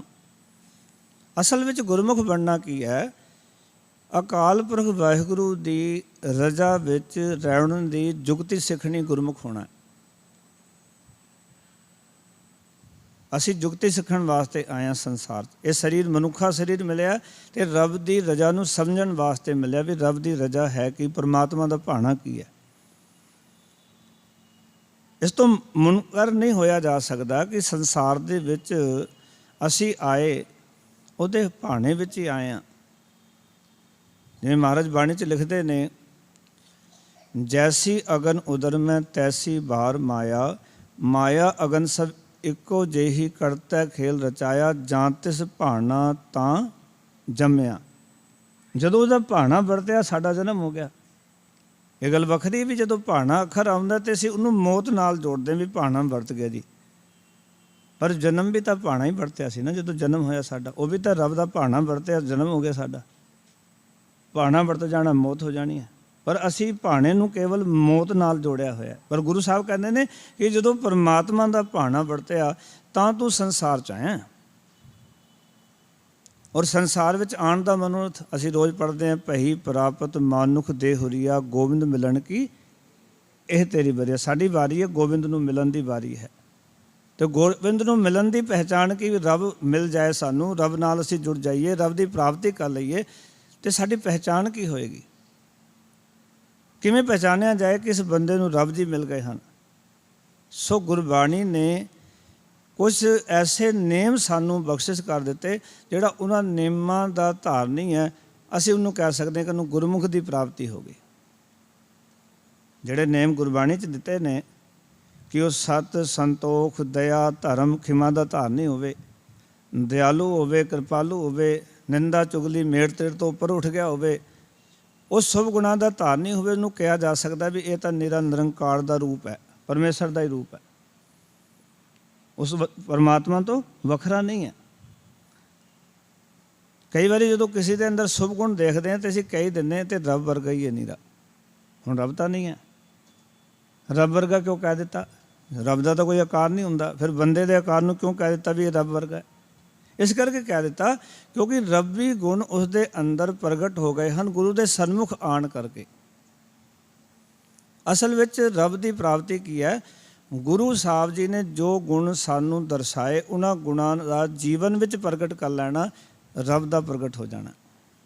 ਜੇ ਗੁਣ ਪ੍ਰਗਟ ਨਹੀਂ ਹੋਏ, ਸਮਝ ਲਓ ਕੋਈ ਰੱਬ ਪ੍ਰਗਟ ਨਹੀਂ ਹੋਏ, ਫਿਰ ਅਡੰਬਰ ਹੋਏਗਾ, ਪਖੰਡ ਹੋਏਗਾ, ਵਿਖਾਵੇ ਦੀ ਗੱਲ ਹੋਏਗੀ। ਕਿਉਂਕਿ ਗੁਣਾਂ ਨੂੰ ਜੀਵਨ ਵਿੱਚ ਪ੍ਰਗਟ ਕਰਨਾ, ਔਰ ਅੰਦਰ ਰੱਬੀ ਗੁਣ ਐਵੇਂ ਪ੍ਰਗਟ ਨਹੀਂ ਹੋਣਗੇ, ਅੰਦਰ ਨੂੰ ਤਰਾਸਣਾ ਪਏਗਾ। ਬਾਹਰਲੀ ਮੂਰਤਾਂ ਬਣਾਉਣੀਆਂ ਬੜੀਆਂ ਸੌਖੀਆਂ ਨੇ, ਪਰ ਆਪਣੇ ਮਨ ਦੀ ਮੂਰਤ ਬਣਾਉਣੀ, ਜਿਹੜਾ ਮਨ ਇਤਨਾ ਬਿੰਗਾ ਟਿੰਗਾ, ਇਤਨਾ ਵਿਗੜਿਆ ਤਿਗੜਿਆ ਮਨ ਹੈ, ਇਸ ਨੂੰ ਤਰਾਸਣਾ ਬੜਾ ਔਖਾ ਹੈ। ਇੱਕ ਤਾਂ ਮਨ ਹੱਥ ਨਹੀਂ ਲੱਗਦਾ, ਕਾਬੂ ਵਿੱਚ ਨਹੀਂ ਆਉਂਦਾ। ਪੱਥਰ ਦੀ ਮੂਰਤੀ ਬਣਾਉਣੀ ਹੋਵੇ ਤਾਂ ਉਹ ਕਾਬੂ ਵਿੱਚ ਤੇ ਆ ਜਾਂਦੀ ਹੈ, ਪਰ ਸੋਚੋ ਵੀ ਮਨ ਦੀ ਮੂਰਤੀ ਬਣਾਉਣੀ ਹੋਵੇ, ਇਹ ਕਾਬੂ 'ਚ ਹੀ ਨਹੀਂ ਆਉਂਦਾ। ਕਿਤਨਾ ਔਖਾ ਕੰਮ ਹੈ। ਮਹਾਰਾਜ ਕਹਿੰਦੇ ਸੰਸਾਰ ਦਾ ਜੋ ਆਕਾਰ ਪਰਮਾਤਮਾ ਨੇ ਬਣਾਇਆ, ਜਗਤ ਰਚਨਾ ਕੀਤੀ ਹੈ, ਗੁਰਮੁਖ ਬਣਨ ਵਾਸਤੇ ਪਰਮਾਤਮਾ ਨੇ ਜਗਤ ਰਚਨਾ ਕੀਤੀ ਹੈ। ਫਿਰ ਕਹਿੰਦਾ ਕਿ ਏਕੈ ਸੋਤ ਪਰੋਵਨਹਾਰਾ, ਸਾਰੇ ਜੀਵ ਜਨਤਾ ਨੂੰ ਆਪਣੇ ਇੱਕੋ ਹੀ ਹੁਕਮ ਧਾਗੇ ਵਿੱਚ ਪਰੋ ਰੱਖਣ ਦੇ ਸਮਰੱਥ ਹੈ। ਉਹ ਸਾਰੇ ਜੀਵਾਂ ਨੂੰ, ਜਿਵੇਂ ਮਾਲਾ ਵਿੱਚ ਇੱਕੋ ਹੀ ਧਾਗਾ ਹੁੰਦਾ ਨਾ, ਸਾਰੇ ਮਣਕਾਂ ਨੂੰ ਉਹ ਟਿਕਾ ਕੇ ਰੱਖਦਾ, ਇਸ ਤਰ੍ਹਾਂ ਪਰਮਾਤਮਾ ਨੇ ਆਪਣੇ ਹੁਕਮ ਵਿੱਚ ਸਾਰੇ ਜੀਵਾਂ ਨੂੰ ਟਿਕਾ ਕੇ ਰੱਖਿਆ ਹੋਇਆ। ਇਸ ਨੂੰ ਆਪਾਂ ਰੋਜ਼ ਅਰਦਾਸ ਤੋਂ ਪਹਿਲਾਂ ਜਦੋਂ ਸ਼ਬਦ ਪੜ੍ਹਦੇ ਹਾਂ ਕੀ ਕਹਿੰਦੇ ਹਾਂ? ਸਗਲ ਸਮੱਗਰੀ ਤੁਮਰੈ ਸੂਤਰ ਧਾਰੀ, ਤੁਮ ਤੇ ਹੋਏ ਸੋ ਆਗਿਆਕਾਰੀ। ਸਾਰੀ ਸਮੱਗਰੀ ਉਸਦੇ ਧਾਗੇ ਵਿੱਚ ਪਰੋਈ ਹੋਈ ਹੈ, ਸੂਤਰ ਦੇ ਅੰਦਰ ਹੈ ਸਾਰੀ ਸਮੱਗਰੀ ਜਿਤਨੀ ਵੀ ਹੈ, ਪਰਮਾਤਮਾ ਦੇ ਹੁਕਮ ਰੂਪੀ ਧਾਗੇ ਵਿੱਚ ਪਰੋਈ ਹੋਈ ਹੈ। ਅਸੀਂ ਜੀਵ, ਸਾਰੇ ਜੀਵ, ਔਰ ਸੰਸਾਰ ਨੂੰ ਇਸ ਤਰ੍ਹਾਂ ਉਸ ਪਰਮਾਤਮਾ ਨੇ ਚਲਾਉਣਾ ਹੈ, ਔਰ ਇਸ ਤਰ੍ਹਾਂ ਉਹ ਚਲਾ ਰਿਹਾ ਹੈ ਆਪਣੇ ਇੱਕ ਹੁਕਮ ਦੇ ਵਿੱਚ। ਮੈਂ ਕੱਲ੍ਹ ਵੀ ਬੇਨਤੀ ਕੀਤੀ ਸੀ, ਰੱਬ ਜੀ ਨੇ ਆਪਣੇ ਸੰਸਾਰ ਨੂੰ ਚਲਾਉਣ ਵਾਸਤੇ ਕੋਈ ਇਹ ਨਹੀਂ ਕਿ ਵੱਖ ਵੱਖ ਬੰਦੇ ਬਿਠਾਏ ਹੋਏ ਹਨ ਵੀ ਤੇਰਾ ਕੰਮ ਇਹ ਹੈ, ਤੇਰਾ ਕੰਮ ਇਹ ਹੈ, ਤੇਰਾ ਕੰਮ ਇਹ ਹੈ। ਪਰਮੇਸ਼ਰ ਦਾ ਇੱਕ ਰੱਬੀ ਨੇਮ ਹੈ, ਇੱਕ ਹੁਕਮ ਹੈ, ਉਸ ਹੁਕਮ ਦੇ ਵਿੱਚ ਸਾਰਾ ਕੁਝ ਚੱਲੀ ਜਾ ਰਿਹਾ। ਜਿਹੜੇ ਲੋਕ ਅੱਜ ਕੱਲ੍ਹ ਦੇ ਬੱਚੇ ਪੜ੍ਹੇ ਲਿਖੇ ਨੇ, ਕੰਪਿਊਟਰ ਵਿੱਚ ਕੋਈ ਡਾਈ ਬਣਾਉਣੀ ਹੈ, ਇੱਕ ਸਿਸਟਮ ਪਾ ਦਿੱਤਾ ਜਾਂਦਾ, ਉਹ ਡਾਈ ਬਣ ਕੇ ਤਿਆਰ ਹੋ ਜਾਂਦੀ ਹੈ। ਕੰਪਿਊਟਰ ਵਿੱਚ ਫੰਕਸ਼ਨ ਪਾ ਦਿਓ, ਮਸ਼ੀਨ ਬਣ ਕੇ ਤਿਆਰ ਹੋ ਜਾਂਦੀ ਹੈ। ਇੱਕ ਬੰਦਾ ਹਜ਼ਾਰਾਂ ਲੱਖਾਂ ਮਸ਼ੀਨਾਂ ਬਣਾ ਸਕਦਾ ਹੈ, ਕਿਉਂਕਿ ਇੱਕ ਸਿਸਟਮ ਵਿੱਚ ਆ ਕੇ ਇੱਕ ਬਟਨ ਦੱਬਣ ਦੀ ਲੋੜ ਹੈ। ਆਪਾਂ ਫੋਟੋਕਾਪੀ ਕਰਾਉਣ ਜਾਂਦੇ ਹਾਂ, ਮੰਨ ਲਓ ਸਾਨੂੰ 50 ਫੋਟੋਕਾਪੀਆਂ ਚਾਹੀਦੀਆਂ ਅਤੇ 50 ਵਾਰ ਦੱਬਣ ਦੀ ਲੋੜ ਨਹੀਂ, ਬਟਨ ਇੱਕੋ ਵਾਰੀ ਦੱਬੋ, 50 ਕਾਪੀਆਂ ਨਿਕਲ ਕੇ ਸਾਡੇ ਸਾਹਮਣੇ ਆ ਜਾਣਗੀਆਂ। ਆਟੋਮੈਟਿਕ ਸਿਸਟਮ ਹੈ। ਇਸ ਤਰ੍ਹਾਂ ਅਕਾਲ ਪੁਰਖ ਵਾਹਿਗੁਰੂ ਜੀ ਦਾ ਹੁਕਮ ਜਿਹੜਾ ਹੈ ਨਾ, ਉਹ ਇੱਕ ਐਸਾ ਆਟੋਮੈਟਿਕ ਸਿਸਟਮ ਹੈ ਕਿ ਜਿਸ ਦੇ ਵਿੱਚ ਗੁਰੂ ਨਾਨਕ ਪਾਤਸ਼ਾਹ ਕਹਿੰਦੇ, ਨਾਨਕ ਜੀ ਉਪਾਇ ਕੈ ਲਿਖ ਨਾਮੈ ਧਰਮ ਬਾਹਲਿਆ। ਧਰਮ ਬਾਹਲਿਆ ਦਾ ਅਰਥ ਹੈ ਰੱਬੀ ਕਾਨੂੰਨ। ਉਸ ਨੇ ਫਿੱਟ ਕੀਤਾ ਹੋਇਆ। ਰੱਬੀ ਕਾਨੂੰਨ ਕਿਵੇਂ ਚੱਲਦਾ? ਇਹ ਕਰ ਕਰੇ ਸੋ ਇਹ ਕਰ ਪਾਏ, ਇਹ ਕਰੇਗਾ ਤਾਂ ਇਹ ਮਿਲੇਗਾ, ਇਹ ਕਰੇਗਾ ਤਾਂ ਇਹ ਮਿਲੇਗਾ। ਜੇ ਪਾਪ ਕਰੇਗਾ ਤਾਂ ਦੁੱਖ ਮਿਲਣਗੇ, ਪੁੰਨ ਕਰੇਗਾ ਸੁੱਖ ਮਿਲਣਗੇ। ਇੱਕ ਕਾਨੂੰਨ ਫਿੱਟ ਕਰ ਦਿੱਤਾ ਰੱਬੀ, ਜੋ ਸਾਡੇ ਅੰਦਰ ਹੀ ਚੱਲ ਰਿਹਾ ਹੈ। ਜਦੋਂ ਅਸੀਂ ਬੁਰਾ ਕਰਦੇ ਹਾਂ ਉਸ ਵੇਲੇ ਦੁਖੀ ਹੁੰਦੇ ਹਾਂ, ਚੰਗਾ ਕਰਦੇ ਹਾਂ ਤਾਂ ਸੁਖੀ ਹੁੰਦੇ ਹਾਂ। ਉਸ ਨੂੰ ਮਹਾਰਾਜ ਨੇ ਸਪਸ਼ਟ ਲਿਖਿਆ ਬਾਣੀ ਵਿੱਚ ਕਿ ਸੰਸਾਰ ਦੇ ਵਿੱਚ ਆ ਕੇ ਸੋ ਡਰੈ ਜੇ ਪਾਪ ਕਮਾਉਣ ਦਾ ਧਰਮੀ ਵਿਕਸੇਤ। ਉਹ ਡਰਦਾ ਜਿਹੜਾ ਪਾਪ ਕਰਦਾ, ਜਿਹੜਾ ਧਰਮੀ ਹੈ ਉਹ ਪ੍ਰਸੰਨ ਹੁੰਦਾ। ਰੱਬੀ ਨੇਮ ਹੋ ਗਿਆ ਨਾ ਇਹ, ਵੀ ਚੰਗਾ ਕਰਾਂਗੇ ਤੇ ਅੰਦਰੋਂ ਮਨ ਖੁਸ਼ ਰਹੇਗਾ, ਮਾੜਾ ਕਰਾਂਗੇ ਮਨ ਦੁਖੀ ਰਹੇਗਾ। ਹੁਣ ਰੱਬ ਨੇ ਰੋਜ਼ ਥੋੜ੍ਹੀ ਕਹਿਣਾ ਆਣਾ ਵੀ ਤੂੰ ਇਹ ਕੰਮ ਕਰੇਗਾ ਤਾਂ ਦੁਖੀ ਹੋਏਗਾ ਤੇ ਇੱਦਾਂ ਕਰੇਗਾ ਸੁਖੀ ਨਹੀਂ। ਰੱਬ ਨੇ ਇੱਕ ਕਾਨੂੰਨ ਹੀ ਫਿੱਟ ਕਰ ਦਿੱਤਾ। ਤੁਸੀਂ ਆਪਣੇ ਰੋਜ਼ ਮਰਰਾ ਦੀ ਜ਼ਿੰਦਗੀ ਦੇਖ ਸਕਦੇ ਹੋ ਕਿ ਜੋ ਅਸੀਂ ਕਰ ਰਹੇ ਹੁੰਦੇ ਹਾਂ, ਜਿਸ ਤਰ੍ਹਾਂ ਦਾ ਸਾਡੀ ਬੋਲ ਬਾਣੀ, ਜਿੱਦਾਂ ਦੇ ਸਾਡੇ ਕਰਮ, ਉਹ ਕਰਮਾਂ ਦੇ ਨਾਲ ਹੀ ਸਾਡੇ ਜੀਵਨ ਵਿੱਚ ਹਰ ਰੋਜ਼ ਸਾਡੀ ਮਾਨਸਿਕ ਅਵਸਥਾ ਚੇਂਜ ਹੁੰਦੀ ਚਲੀ ਜਾਂਦੀ। ਕਦੀ ਦੁੱਖ, ਕਦੀ ਸੁੱਖ, ਕਦੀ ਖੁਸ਼ੀ, ਕਦੀ ਗਮ, ਕਿਉਂਕਿ ਸਾਡੇ ਕੰਮਾਂ ਨਾਲ ਡਿਪੈਂਡ ਕਰਦਾ ਹੈ। ਉਸ ਨੂੰ ਮਹਾਰਾਜ ਨੇ ਆਖਿਆ ਕਿ ਨਾਨਕ ਜੀ ਉਪਾਇ ਕੈ ਲਿਖ ਨਾਮੈ ਧਰਮ ਬਾਹਲਿਆ। ਉੱਥੇ ਸੱਚੇ ਹੀ ਸੱਚ ਨਿਬੜੈ, ਚੁਨ ਬਕ ਕੜੇ ਜਨਮਾ ਲਿਆ। ਥਾਉ ਨਾ ਪਾਇਨ ਕੂੜਿਆਰ, ਮੂੰਹ ਕਾਲੈ ਦੋਜਕ ਚਾਲਿਆ। ਤੇਰੇ ਨਾਏ ਰੱਤੇ ਸੇਜਣ ਗਏ, ਜਿਹੜੇ ਤੇਰੇ ਨਾਮ ਦੇ ਵਿੱਚ ਰੱਤੇ ਗਏ ਉਹ ਬਾਜੀ ਜਿੱਤ ਗਏ। ਹਾਰ ਗਏ ਸੇ ਠੱਗਣ ਵਾਲਿਆ, ਜਿਨ੍ਹਾਂ ਨੇ ਠੱਗੀਆਂ ਕੀਤੀਆਂ ਉਹ ਜੀਵਨ ਦੀ ਬਾਜੀ ਹਾਰ ਗਏ। ਤੇ ਨਾਮ ਹੈ ਕਿ ਅਸਲ ਵਿੱਚ ਸਤਸੰਗਤ ਕੈਸੀ ਜਾਣੀ ਹੈ, ਜਿੱਥੇ ਏਕੋ ਨਾਮ ਵਖਾਣੀ ਹੈ। ਏਕੋ ਨਾਮ ਹੁਕਮ ਹੈ, ਨਾਨਕ ਸਤਿਗੁਰ ਦੀਆ ਉਜਾਏ ਜਿਉ। ਅਸਲ ਵਿੱਚ ਹੁਕਮ ਜਿਹੜਾ ਹੈ, ਨਾਮ ਹੀ ਅਸਲ ਵਿੱਚ ਹੁਕਮ ਹੈ, ਜਿਹੜਾ ਸਤਿਗੁਰ ਨੇ ਸਾਨੂੰ ਸਮਝਾਉਣਾ ਵੀ ਇਸ ਤਰ੍ਹਾਂ ਕੇ ਨਾਲ ਜ਼ਿੰਦਗੀ ਜੀ, ਤੇਰੇ ਵਾਸਤੇ ਇਹ ਹੁਕਮ ਹੈ। ਹੁਕਮ ਦਾ ਅਰਥ ਹੁੰਦਾ ਆਰਡਰ, ਹੁਕਮ ਦਾ ਅਰਥ ਹੁੰਦਾ ਆਗਿਆ, ਵੀ ਇਸ ਤਰ੍ਹਾਂ ਆਗਿਆਕਾਰੀ ਬਣ ਕੇ ਰਹਿ। ਜਿਵੇਂ ਕਿ ਬੱਚਾ ਮਾਤਾ ਪਿਤਾ ਦਾ ਆਗਿਆਕਾਰੀ ਹੁੰਦਾ, ਉਹਨਾਂ ਦੀ ਖੁਸ਼ੀ ਦਾ ਪਾਤਰ ਬਣਦਾ ਹੈ। ਇੱਕ ਵਿਦਿਆਰਥੀ ਟੀਚਰ ਦਾ ਆਗਿਆਕਾਰੀ ਹੁੰਦਾ, ਟੀਚਰ ਦੀ ਖੁਸ਼ੀ ਦਾ ਪਾਤਰ ਬਣਦਾ। ਨਿਵੇੜਾ ਕਦੋਂ ਹੋਣਾ? ਜਦੋਂ ਆਗਿਆਕਾਰੀ ਹੋਵਾਂਗੇ। ਇਸ ਤਰ੍ਹਾਂ ਜਦੋਂ ਅਸੀਂ ਵਾਹਿਗੁਰੂ ਜੀ ਦੇ ਆਗਿਆਕਾਰੀ ਹੋਵਾਂਗੇ ਤਾਂ ਵਾਹਿਗੁਰੂ ਜੀ ਦੀ ਖੁਸ਼ੀ ਸਾਨੂੰ ਪ੍ਰਾਪਤ ਹੋਏਗੀ। ਮਹਾਰਾਜ ਕਹਿੰਦੇ ਇਹ ਸਾਰਾ ਕੁਝ ਮਾਲਕ ਨੇ ਕਿਵੇਂ ਕੀਤਾ ਹੈ? ਏਕੈ ਸੂਤ ਪਰੋਵਨਹਾਰਾ। ਸਾਰੇ ਜੀਵ ਜਨਤਾ ਨੂੰ ਆਪਣੇ ਇੱਕੋ ਹੀ ਧਰਮ ਧਾਗੇ ਵਿੱਚ, ਹੁਕਮ ਧਾਗੇ ਵਿੱਚ ਪਰੋ ਕੇ ਰੱਖਣ ਦੀ ਸਮਰੱਥਾ ਰੱਖਣ ਵਾਲਾ ਹੈ ਕਿ ਉਸਨੇ ਸਾਰੇ ਸੰਸਾਰ ਦੇ ਜੀਵਾਂ ਨੂੰ ਆਪਣੇ ਹੁਕਮ ਵਿੱਚ ਤੋਰਿਆ ਹੋਇਆ। ਇੱਕ ਬੰਦਾ ਹੀ ਹੈ ਜਿਹੜਾ ਪਰਮਾਤਮਾ ਦੇ ਹੁਕਮ ਤੋਂ ਬਾਗੀ ਹੁੰਦਾ ਹੈ। ਯਾਦ ਰੱਖਣਾ, ਬਾਕੀ ਹਰ ਇੱਕ ਚੀਜ਼ ਅਕਾਲ ਪੁਰਖ ਵਾਹਿਗੁਰੂ ਦੇ ਹੁਕਮ ਵਿੱਚ ਚੱਲ ਰਹੀ ਹੈ।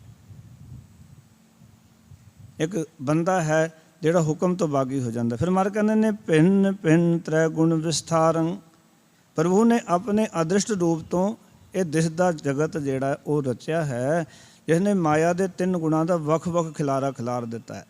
ਕਿਉਂਕਿ ਇਹ ਨਿਰਗੁਣ ਅਤੇ ਸਰਗੁਣ ਦ੍ਰਿਸ਼ਟਾਰੰ। ਉਸ ਨਿਰਗੁਣ ਤੋਂ ਪਾਓ ਕਿ ਜਿਹੜਾ ਕਿ ਅਦ੍ਰਿਸ਼ ਪਰਮਾਤਮਾ ਦਾ ਰੂਪ ਹੈ, ਉਸ ਰੂਪ ਤੋਂ ਹੀ ਇਹ ਸਰਗੁਣ ਸਰੂਪ ਦਿਸਦਾ ਜਗਤ ਇਹ ਰਚਿਆ ਹੋਇਆ ਸਾਨੂੰ ਨਜ਼ਰ ਆਉਂਦਾ ਹੈ। ਪਰ ਇਸ ਦੇ ਪਿੱਛੇ ਕੋਈ ਬਿਨਾਂ ਦਿਸਦੀ ਤਾਕਤ ਹੈ, ਕੋਈ ਤਾਂ ਕੰਮ ਕਰ ਰਿਹਾ। ਹੁਣ ਲੱਖਾਂ ਫੋਟੋਆਂ ਮਾਰਕੀਟ 'ਚ ਲੱਗੀਆਂ ਨੇ, ਬੈਨਰ ਲੱਗੇ ਹੋਏ ਨੇ, ਪਰ ਜਿਹਨੇ ਬਣਾਏ ਉਹ ਥੋੜ੍ਹੀ ਦਿਸ ਰਿਹਾ। ਫੋਟੋਆਂ ਦਿਸ ਰਹੀਆਂ ਨੇ, ਬੈਨਰ ਲੱਗੇ ਨਜ਼ਰ ਆ ਰਹੇ ਨੇ, ਪਰ ਪਿੱਛੇ ਕੋਈ ਬੈਠਾ ਜਿਹਨੇ ਇਹਨਾਂ ਨੂੰ ਬਣਾਇਆ। ਇਸ ਤਰ੍ਹਾਂ ਪਰਮਾਤਮਾ ਨੇ ਜਗਤ ਦੀ ਰਚਨਾ ਕੀਤੀ ਹੈ, ਜਿਹੜਾ ਕਿ ਦਿਖਾਈ ਨਹੀਂ ਦਿੰਦਾ, ਅਦ੍ਰਿਸ਼ ਹੈ, ਪਰ ਉਹ ਸਾਰਾ ਦ੍ਰਿਸ਼ਟਮਾਨ ਉਸਨੇ ਬਣਾਇਆ ਹੈ। ਔਰ ਇਹ 3 ਗੁਣਾਂ ਦੀ ਜਿਹੜਾ ਮਾਇਆ ਹੈ, ਇਹ ਵੱਖ ਵੱਖ ਖਿਲਾਰਾ ਖਿਲਾਰ ਦਿੱਤਾ 3 ਗੁਣਾਂ ਤੋਂ ਮਾਇਆ ਦੇ। ਉਹ 3 ਗੁਣਾਂ ਕਰਕੇ ਸਾਡੇ ਸੁਭਾਅ ਚੇਂਜ ਹੋਏ। ਕਿਸੇ ਦੇ ਵਿੱਚ ਰਜਗੁਣ, ਕਿਸੇ ਦੇ ਅੰਦਰ ਤਮ ਗੁਣ, ਠੀਕ ਹੈ ਨਾ। ਇਹ ਜਿਹੜੇ ਗੁਣ ਨੇ, ਕਿਸੇ ਦੇ ਅੰਦਰ 7 ਗੁਣ, ਅੰਦਰ ਘਰ ਕਰ ਗਏ। ਇੱਕੋ ਹੀ ਬੰਦਾ ਹੁੰਦਾ, ਉਹ ਤਿੰਨੇ ਅਵਸਥਾਵਾਂ ਵਿੱਚ ਜੀ ਸਕਦਾ। ਕਦੀ ਉਹ ਰਜਗੁਣ ਦਾ ਧਾਰਨੀ ਹੁੰਦਾ, ਰਾਜ ਕਰਨ ਦੀ ਬਿਰਤੀ ਹੁੰਦੀ ਹੈ, ਕਦੀ ਅੰਦਰ ਅਗਿਆਨਤਾ ਦਾ ਹਨੇਰਾ ਤਮਗੁਣ ਹੁੰਦਾ, ਕਦੀ ਸਤਗੁਣ ਸੁਭਗੁਣ ਹੁੰਦੇ ਨੇ। ਉਹੀ ਬੰਦਾ ਕਹਿੰਦਾ ਵੀ ਮੈਂ ਹੁਣ ਸੇਵਾ ਕਰਨੀ ਹੈ, ਸਿਮਰਨ ਕਰਨਾ, ਚੰਗੇ ਕੰਮ ਕਰਨੇ ਨੇ। ਵਾਹਿਗੁਰੂ ਨੇ ਤਾਂ ਖਿਲਾਰਾ ਖਿਲਾਰ ਦਿੱਤਾ। ਵਾਹਿਗੁਰੂ ਨੇ ਸਾਰੀਆਂ ਚੀਜ਼ਾਂ ਪੈਦਾ ਕਰ ਦਿੱਤੀਆਂ। ਅਸੀਂ ਇਹਨਾਂ ਵਿੱਚੋਂ ਹੀ ਦੇਖਣਾ ਹੈ ਗੁਰੂ ਦੇ ਮੁਤਾਬਿਕ ਕਿ ਅਸੀਂ ਕਿਸ ਅਵਸਥਾ 'ਚ ਜੀਣਾ। ਜਦੋਂ ਆਪਾਂ ਗੁਰਬਾਣੀ ਦੇ ਗਿਆਨ ਮੁਤਾਬਿਕ ਜਿਉਂਦੇ ਹਾਂ ਅਤੇ ਗੁਰੂ ਸਾਹਿਬ ਕਹਿੰਦੇ ਨੇ ਇਹ 3 ਗੁਣ ਮਾਇਆ ਦੇ ਨੇ। ਜੇ ਤੂੰ ਸੋਹਣੀ ਜ਼ਿੰਦਗੀ ਜੀਣੀ ਹੈ ਤਾਂ ਇਹਨਾਂ 3 ਗੁਣਾਂ ਤੋਂ ਉੱਪਰ ਉੱਠ ਕੇ ਜ਼ਿੰਦਗੀ ਬਤੀਤ ਕਰ। ਉਹਨੂੰ ਸਹਿਜ ਅਵਸਥਾ ਕਿਹਾ, ਚੌਥਾ ਪਦ ਕਿਹਾ, ਜਿਵੇਂ ਬਾਣੀ 'ਚ ਆਪਾਂ ਪੜ੍ਹਦੇ ਹਾਂ, ਚੌਥਾ ਪਦ ਪਾਓ ਸਹਿਜ ਅਵਸਥਾ। ਸਹਿਜ ਅਵਸਥਾ ਦਾ ਅਰਥ ਹੈ ਕਿਉਂਕਿ ਇੱਥੇ ਥੱਲੇ ਰਵਾਂਗੇ ਤਾਂ ਹਿਲਜੁਲ ਰਹੇਗੀ। ਭਾਵੇਂ ਉਹ ਰਾਜ ਬਿਰਤੀ ਹੈ, ਭਾਵੇਂ ਉਹ ਤਾਮ ਬਿਰਤੀ ਹੈ, ਤਾਮਸ ਬਿਰਤੀ ਹੈ, ਅਗਿਆਨਤਾ ਵਾਲੀ ਬਿਰਤੀ ਹੈ, ਭਾਵੇਂ ਉਹ ਸ਼ੁਭ ਗੁਣਾਂ ਵਾਲੀ ਬਿਰਤੀ ਹੈ, ਉੱਥੇ ਥੱਲੇ ਜਿਹੜਾ ਸਾਡੇ ਜੀਵਨ ਦੇ ਵਿੱਚ ਨਾ ਹਲਚਲ ਮਚੀ ਰਹਿੰਦੀ ਹੈ। ਅਸੀਂ ਸ਼ੁਭ ਗੁਣ ਕਰਕੇ ਵੀ ਕਈ ਵਾਰੀ ਜੀਵਨ ਦੇ ਵਿੱਚ ਦੁਖੀ ਹੁੰਦੇ ਹਾਂ। ਕਿਉਂ? ਕਿਉਂਕਿ ਕਈ ਵਾਰੀ ਸ਼ੁਭ ਗੁਣ ਕੀਤੇ, ਮੰਨ ਲਓ ਕਿ ਮੈਂ ਦਾਨ ਦਿੱਤਾ, ਮੇਰਾ ਨਾਮ ਨਹੀਂ ਬੁਲਿਆ, ਮੈਂ ਦੁਖੀ ਹੋ ਗਿਆ। ਦਾਨ ਦੇਣਾ ਬੜਾ ਚੰਗਾ ਕੰਮ ਸੀ, ਪਰ ਮੇਰਾ ਨਾਂ ਤਾਂ ਬੁਲਿਆ ਹੀ ਨਹੀਂ, ਮੇਰੇ ਨਾਮ ਦੀ ਅਲੌਸਮੈਂਟ ਹੀ ਨਹੀਂ ਹੋਈ। ਲਓ ਜੀ, ਇਹਨੂੰ ਮਹਾਰਾਜ ਨੇ ਆਖਿਆ ਵੀ ਦੇਖੋ, ਸਤੀਆਂ ਮਨ ਸੰਤੋਖ ਉਪਜੈ ਦੇਨੇ ਕੇ ਵਿਚਾਰ, ਦੇ ਦੇ ਮੰਗੈ ਸੈਸਾ ਗੁਣਾ ਸੋਭ ਕਰੇ ਸੰਸਾਰ। ਦੇ ਕੇ 1000 ਗੁਣਾ ਮੰਗਦਾ, ਫਿਰ ਚਾਹੁੰਦਾ ਵੀ ਸੋਭਾ ਵੀ ਸੰਸਾਰ ਕਰੇ। ਅਤੇ ਇਸ ਕਰਕੇ ਇਹ 3 ਜਿਹੜੇ ਗੁਣ ਨੇ ਇੱਥੇ ਹਲਚਲ ਰਹਿੰਦੀ ਹੈ, ਪਰ ਇਹ ਸਭ ਕੁਝ ਪਰਮਾਤਮਾ ਨੇ ਪੈਦਾ ਕੀਤਾ। ਫਿਰ ਮਹਾਰਾਜ ਕਹਿੰਦੇ ਸਗਲ ਭਾਂਤ ਕਰ ਕਰੈ ਉਪਾਇਓ। ਮਹਾਰਾਜ ਕਹਿੰਦੇ ਨੇ ਪ੍ਰਭੂ ਨੇ ਇਹ ਸਾਰੇ ਜਿਹੜੇ ਜਗਤ ਰਚਨਾ ਕੀਤੀ ਨਾ, ਅਨੇਕਾਂ ਕਿਸਮਾਂ ਬਣਾ ਕੇ ਜਗਤ ਉਤਪੱਤੀ ਕੀਤੀ ਹੈ। ਸਗਲ ਭਾਂਤ ਕਰ ਕਰੈ ਉਪਾਇਓ, ਅਨੇਕਾਂ ਰੂਪਾਂ ਵਿੱਚ ਅਕਾਲ ਪੁਰਖ ਵਾਹਿਗੁਰੂ ਜੀ ਨੇ, ਅਕਾਲ ਪੁਰਖ ਜੀ ਨੇ ਇਸ ਸੰਸਾਰ ਜਗਤ ਦੀ ਉਤਪੱਤੀ ਕੀਤੀ ਹੈ। ਜੋ ਸਾਰੀਆਂ ਕਿਸਮਾਂ ਬਣਾਈਆਂ ਨੇ ਨਾ, ਹੁਣ ਕਿਤਨੀਆਂ ਕਿਸਮਾਂ ਨੇ। ਆਪਾਂ ਉਸ ਵਾਹਿਗੁਰੂ ਦੀ ਬਣਾਈ ਹੋਈ ਇੱਕ ਚੀਜ਼ ਦੇਖ ਲਈਏ ਨਾ, ਉਸਦੇ ਵਿੱਚ ਕਿਤਨੀਆਂ ਵੈਰਾਇਟੀਆਂ ਪੈਦਾ ਕਰ ਦਿੱਤੀਆਂ। ਜਦੋਂ ਆਪਾਂ ਦੇਖਦੇ ਇੱਕ ਮੱਛੀ ਦੇਖ ਲਈਏ, ਕਿਤਨੇ ਰੂਪ ਰੰਗ ਭਰ ਦਿੱਤੇ, ਵੱਖ ਵੱਖ ਕਿਸਮ ਦੀਆਂ ਬਣਾ ਦੀਆਂ। ਕੋਈ ਪੰਛੀ ਦੇਖ ਲਈਏ, ਕੋਈ ਸੱਪ ਦੇਖ ਲਈਏ, ਕੋਈ ਵੀ ਜੂਨ ਦੇਖ ਲਈਏ, ਬੰਦਿਆਂ ਨੂੰ ਵੇਖ ਲਈਏ, ਕਿਸੇ ਦੇ ਨੈਣ ਨਕਸ਼ ਕਿੱਦਾਂ ਦੇ ਬਣਾ ਦਿੱਤੇ ਨੇ, ਕਿੱਦਾਂ ਰੂਪ ਰੰਗ ਕਿੱਦਾਂ ਦਾ ਬਣਾ ਦਿੱਤਾ, ਕਿਸੇ ਦੀ ਨੱਕ ਕਿਵੇਂ ਦੀ ਬਣਾ ਦਿੱਤੀ, ਕਿਸੇ ਦੇ ਕੰਨ ਕਿਵੇਂ ਦੇ ਬਣਾ ਦਿੱਤੇ। ਇਤਨੀ ਵੱਡੀ ਸੰਸਾਰ ਦੀ ਰਚਨਾ ਹੈ ਵਾਹਿਗੁਰੂ ਜੀ ਦੀ। ਮਹਾਰਾਜ ਸੱਚੇ ਪਾਤਸ਼ਾਹ ਕਹਿੰਦੇ ਸਾਰੀ ਕਿਸਮਾਂ ਦੇ ਜਗਤ ਉਤਪੱਤੀ ਉਸਨੇ ਆਪ ਹੀ ਕੀਤੀ ਹੈ। ਇਸ ਕਰਕੇ ਸਾਨੂੰ ਕਿਸੇ ਨਾਲ ਨਫ਼ਰਤ ਨਹੀਂ ਕਰਨੀ ਚਾਹੀਦੀ। ਅਸੀਂ ਕਈ ਵਾਰੀ ਜੋ ਦੇਖਦੇ ਨਾ ਬੇਢੰਗੇ ਬੰਦੇ ਨੂੰ, ਅਤੇ ਸਾਡੇ ਮਨ 'ਚ ਨਫ਼ਰਤ ਜਿਹੀ ਆਉਂਦੀ ਹੈ। ਗੁਰਬਾਣੀ ਕਹਿੰਦੀ ਭਾਈ ਨਹੀਂ, ਇਹ ਵੀ ਸ਼ਕਲ, ਇਹ ਆਕਾਰ ਵੀ ਵਾਹਿਗੁਰੂ ਜੀ ਨੇ ਬਣਾਇਆ, ਫਿਰ ਕਿਸੇ ਨਾਲ ਨਫ਼ਰਤ ਕਿਉਂ? ਜੇ ਬਣਾਇਆ ਹੀ ਅਕਾਲ ਪੁਰਖ ਵਾਹਿਗੁਰੂ ਨੇ, ਰਚਨਾ ਇਸਨੇ ਕੀਤੀ ਹੈ, ਜਿਸ ਨੇ ਤੇਰੀ ਰਚਨਾ ਕੀਤੀ ਹੈ। ਮੰਨ ਲਓ ਉਹਨੂੰ ਪੁੱਛੋ ਵੀ ਜਿਹਨੇ ਰਚਨਾ ਕੀਤੀ ਹੈ, ਜਿਵੇਂ ਮੈਂ ਇੱਕ ਛੋਟੀ ਜਿਹੀ ਉਦਾਹਰਨ ਕਈ ਵਾਰ ਦਿੰਦਾ ਕਿ ਇੱਕ ਘੁਮਿਆਰ ਹੈ, ਉਸਨੇ ਅਨੇਕਾਂ ਹੀ ਘੜੇ ਬਣਾਏ ਨੇ। ਘੜੇ ਬਣਾਉਂਦੇ ਹੋਏ ਬਹੁਤ ਸਾਰੇ ਘੜੇ ਬੜੇ ਸੋਹਣੇ ਬਣਾ ਦਿੱਤੇ ਨੇ, ਦੇਖ ਕੇ ਬੜੇ ਪਸੰਦ ਆਏ, ਪਰ ਇੱਕ ਘੜਾ ਉਹ ਵੀ ਹੈ ਜਿਹੜਾ ਕਿ ਚਿੱਪਾ ਹੈ, ਉਹਦਾ ਮੂੰਹ ਠੀਕ ਨਹੀਂ ਬਣਿਆ, ਉਹਦਾ ਪੇਟ ਠੀਕ ਨਹੀਂ ਬਣਿਆ। ਬਣਾਇਆ ਤੇ ਉਹਨੂੰ ਪੁੱਛੋ ਵੀ ਤੇਰੇ ਨਜ਼ਰ ਦੇ ਅੰਦਰ ਇਹ ਜਿਹੜੇ ਘੜੇ ਨੇ, ਕਿਸੇ ਦੇ ਪ੍ਰਤੀ ਤੇਰੇ ਮਨ 'ਚ ਹੈ ਜਿਹੜਾ ਤੈਨੂੰ ਪਸੰਦ ਹੋਵੇ, ਤੇਰਾ ਨਾ ਪਸੰਦ ਹੋਵੇ? ਉਹ ਕਹੇਗਾ ਵੀ ਮੇਰੇ ਬਣਾਏ ਹੋਏ ਨੇ, ਮੈਨੂੰ ਸਾਰੇ ਹੀ ਪਸੰਦ ਨੇ। ਹਾਂ ਠੀਕ ਹੈ, ਬਣਾਉਂਦੇ ਹੋਏ ਕੋਈ ਚਿੱਪਾ ਹੋ ਗਿਆ, ਉਹਦਾ ਢਿੱਡ ਪੇਟ ਜਿਹੜਾ ਘੜੇ ਦਾ ਹੁੰਦਾ ਉਹ ਅੰਦਰ ਚਲਾ ਗਿਆ, ਕਿਤੇ ਮੂੰਹ ਟੇਢਾ ਹੋ ਗਿਆ, ਪਰ ਠੀਕ ਹੈ ਮੈਂ ਬਣਾਏ ਨੇ ਕਿਉਂਕਿ ਮੇਰੇ ਬਣਾਏ, ਮੈਨੂੰ ਸਾਰਿਆਂ ਨਾਲ ਪਿਆਰ ਹੈ। ਇਸ ਤਰ੍ਹਾਂ ਅਕਾਲ ਪੁਰਖ ਵਾਹਿਗੁਰੂ ਨੇ ਜਿਤਨੀ ਵੀ ਕਾਇਨਾਤ ਬਣਾਈ, ਉਹਦਾ ਸਾਰਿਆਂ ਨਾਲ ਪਿਆਰ ਹੈ। ਇਹ ਨਹੀਂ ਕਿ ਮੈਂ ਸੋਹਣਾ ਹੋਵਾਂਗਾ ਤਾਂ ਮੈਨੂੰ ਪਿਆਰ ਕਰੇਗਾ, ਜੇ ਮੈਂ ਕੁਰੂਪ ਵੀ ਹੋਵਾਂਗਾ ਤਾਂ ਵੀ ਵਾਹਿਗੁਰੂ ਜੀ ਮੈਨੂੰ ਪਿਆਰ ਕਰਨਗੇ, ਕਿਉਂਕਿ ਅਸੀਂ ਉਸ ਅਕਾਲ ਪੁਰਖ ਵਾਹਿਗੁਰੂ ਦੇ ਬਣਾਏ ਹੋਏ ਹਾਂ। ਸਗਲ ਭਾਂਤ ਕਰ ਕਰੈ ਉਪਾਇਓ, ਜਨਮ ਮਰਨ ਮਨ ਮੋਹ ਵਡਾਇਓ। ਅਤੇ ਫਿਰ ਸਤਿਗੁਰੂ ਜੀ ਸੱਚੇ ਪਾਤਸ਼ਾਹ ਕਹਿਣ ਲੱਗੇ ਜਨਮ ਮਰਨ ਦਾ ਮੂਲ ਜੀਵਾਂ ਦੇ ਮਨ ਦਾ ਮੋਹ ਵੀ ਤੂੰ ਹੀ ਵਧਾਇਆ ਹੋਇਆ। ਜਨਮ ਮਰਨ ਦਾ ਮੂਲ ਕੀ ਹੈ? ਜੀਵਾਂ ਵਿੱਚ ਪੈਦਾ ਹੋਇਆ ਮੋਹ। ਇਹ ਮੋਹ ਕਰਕੇ ਤਾਂ ਸਾਰਾ ਸੰਸਾਰ ਚੱਲ ਰਿਹਾ ਹੈ, ਮੋਹ ਕਰਕੇ ਇਹ ਸਾਰੀ ਸੰਸਾਰ ਦੀ ਖੇਡ ਚੱਲ ਰਹੀ ਹੈ। ਦੂਹੋਂ ਭਾਤ ਤੇ ਆਪ ਨਿਰਾਰਾ, ਪਰ ਤੂੰ ਆਪ ਜਨਮ ਮਰਨ ਤੋਂ ਵੱਖਰਾ ਹੈ। ਦੂਹੋਂ ਭਾਤ ਤੇ ਆਪ ਨਿਰਾਰਾ। ਇੱਕ ਰੱਬ ਹੈ ਜਿਹੜਾ ਨਾ ਜਨਮ ਵਿੱਚ ਹੈ ਨਾ ਮਰਨ ਵਿੱਚ ਹੈ।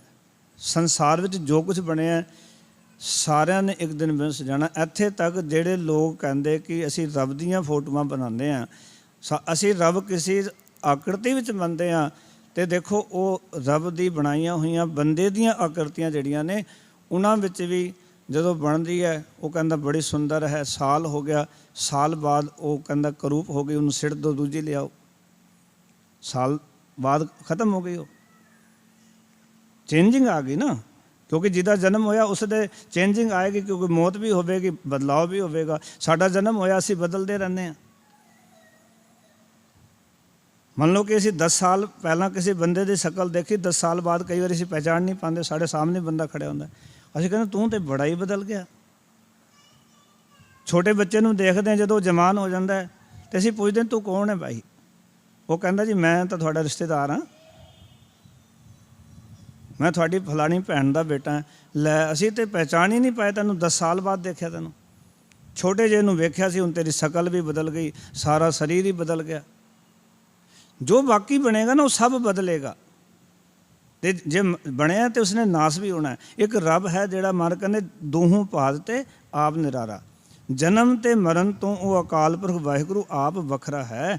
ਨਾਨਕ ਅੰਤ ਨ ਪਾਰਾਵਾਰਾ, ਹੇ ਨਾਨਕ ਪ੍ਰਭੂ ਦੇ ਉਰਲੇ ਪਰਲੇ ਬੰਨੇ ਦਾ ਅੰਤ ਨਹੀਂ ਪਾਇਆ ਜਾ ਸਕਦਾ, ਕਿਉਂਕਿ ਉਹ ਤਾਂ ਬੇਅੰਤ ਹੈ।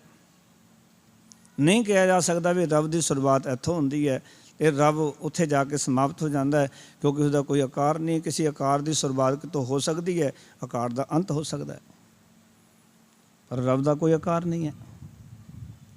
ਇਸ ਕਰਕੇ ਅੱਜ ਦੀ ਪੌੜੀ ਵਿੱਚ ਗੁਰੂ ਸਾਹਿਬ ਨੇ ਸਾਨੂੰ ਇਹ ਗਿਆਨ ਦਿੱਤਾ ਹੈ ਕਿ ਇੱਕ ਤਾਂ ਇਹ ਜਿਹੜਾ ਸੰਸਾਰ ਪਰਮਾਤਮਾ ਨੇ ਬਣਾਇਆ ਹੈ, ਇਹ ਸਮਝ ਕੇ ਜ਼ਿੰਦਗੀ ਬਤੀਤ ਕਰੀਏ ਕਿ ਇਹ ਧਰਮਸ਼ਾਲਾ ਹੈ, ਔਰ ਗੁਰਮੁਖ ਬਣਨ ਵਾਸਤੇ ਇਹ ਸੰਸਾਰ ਦਿੱਤਾ। ਅਸੀਂ ਸੰਸਾਰ ਵਿੱਚ ਆ ਕੇ ਗੁਰਮੁਖ ਬਣ ਸਕਦੇ ਹਾਂ, ਚੰਗੇ ਇਨਸਾਨ ਬਣ ਸਕਦੇ ਹਾਂ। ਆਓ ਕਿ ਇਹ ਸਮਝ ਲਓ ਕਿ ਚੰਗੇ ਇਨਸਾਨ ਬਣਨ ਵਾਸਤੇ ਸਾਨੂੰ ਸੰਸਾਰ ਵਿੱਚ ਦਿੱਤਾ ਭੇਜਿਆ, ਔਰ ਇਹ ਸੰਸਾਰ ਦੀਆਂ ਸਾਰੀਆਂ ਚੀਜ਼ਾਂ ਸਾਨੂੰ ਦਿੱਤੀਆਂ। ਇਹ ਸਹੂਲਤਾਂ ਨੇ ਸਾਡੇ ਵਾਸਤੇ ਜੋ ਰੱਬ ਨੇ ਦਿੱਤੀਆਂ ਨੇ।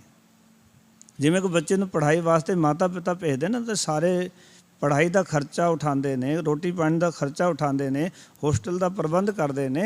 ਇਸ ਤਰ੍ਹਾਂ ਪਰਮਾਤਮਾ ਨੇ ਜਗਤ ਵਿੱਚ ਸਾਨੂੰ ਭੇਜ ਕੇ ਇਹ ਸਾਰਾ ਪ੍ਰਬੰਧ ਵਾਹਿਗੁਰੂ ਜੀ ਨੇ ਆਪ ਹੀ ਕੀਤਾ ਹੈ। ਉਹਨੂੰ ਫਿਕਰ ਆਪ ਨੂੰ ਹੈ। ਤਾਂ ਹੀ ਬਾਣੀ ਕਹਿੰਦੀ ਵੀ ਨਾ ਕਰ ਚਿੰਤ, ਚਿੰਤਾ ਹੈ ਕਰਤੇ ਹਰ ਦੇਵੈ, ਜਲ ਥਲ ਜਨਤਾ ਸਬਦ ਹੈ। ਕਈ ਵਾਰੀ ਅਸੀਂ ਚਿੰਤਾ ਤੋਂ ਰੋਂਦੇ ਹਾਂ, ਪਰ ਉਹ ਅਕਾਲ ਪੁਰਖ ਵਾਹਿਗੁਰੂ ਜਿਹੜਾ ਉਹ ਸਾਰਿਆਂ ਨੂੰ ਰਿਜ਼ਕ ਦਿੰਦਾ ਹੈ, ਪਰ ਉਸਦਾ ਕੋਈ ਅੰਤ ਪਾਰਾਵਾਰ ਨਹੀਂ ਹੈ, ਉਹ ਬੇਅੰਤ ਹੈ। ਆਓ ਪਾਠ ਕਰਕੇ ਗੁਰੂ ਸਾਹਿਬ ਦੀ ਅਸੀਸ ਪ੍ਰਾਪਤ ਕਰੀਏ। ਸਾਰਿਆਂ ਨੇ ਉੱਚੀ ਆਵਾਜ਼ ਪਾਠ ਕਰਨ ਦੀ ਕਿਰਪਾਲਤਾ ਕਰਨੀ ਜੀ।